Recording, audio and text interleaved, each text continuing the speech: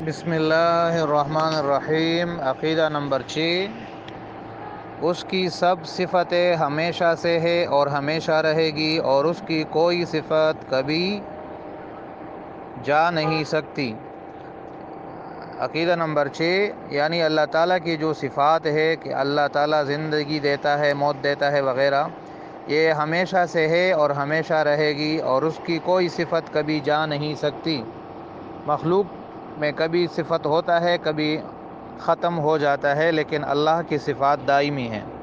عقیدہ نمبر 7، مخلوق کی صفتوں سے وہ پاک ہے۔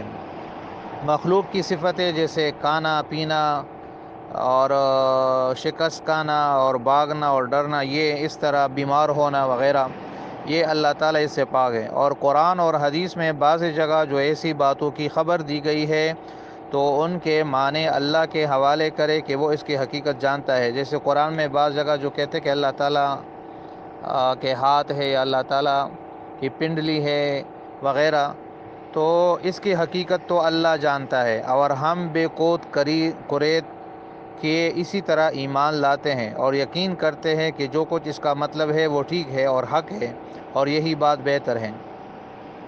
یعنی جو قرآن میں آیات متشابہات ہے، جو تفسیر میں بھی آپ نے پڑھی ہے، اس پر ہم ایمان لاتے ہیں، اور اس کا جیسے کہ اللہ کے شان کے مناسب ہے ویسے اس کو مانتے ہیں، اور اس کے بارے میں زیادہ سوالات اور زیادہ خود خرید نہیں کرتے۔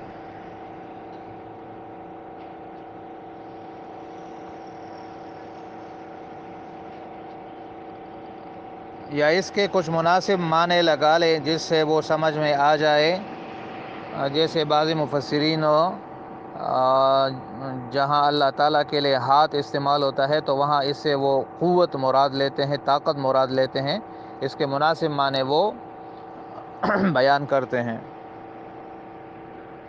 عقیدہ نمبر 8، عالم میں جو کچھ بھلا برا ہوتا ہے سب کو خدا تعالیٰ اس کے ہونے سے پہلے ہمیشہ سے جانتے۔ اس میں یہ نکتہ ہے، سب کچھ بھلا یا برا، جو کچھ بھی ہوتا ہے اچھا یا برا، سب اللہ تعالیٰ کے علم میں ہوتا ہے، اور وہ اپنے جاننے کے موافق اس کو پیدا کرتا ہے۔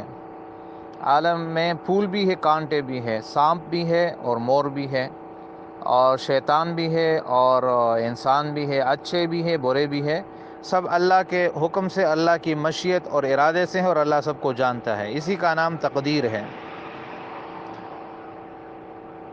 اور بری چیزوں کے پیدا کرنے میں بہت بید ہے جن کو ہر ایک نہیں جانتا۔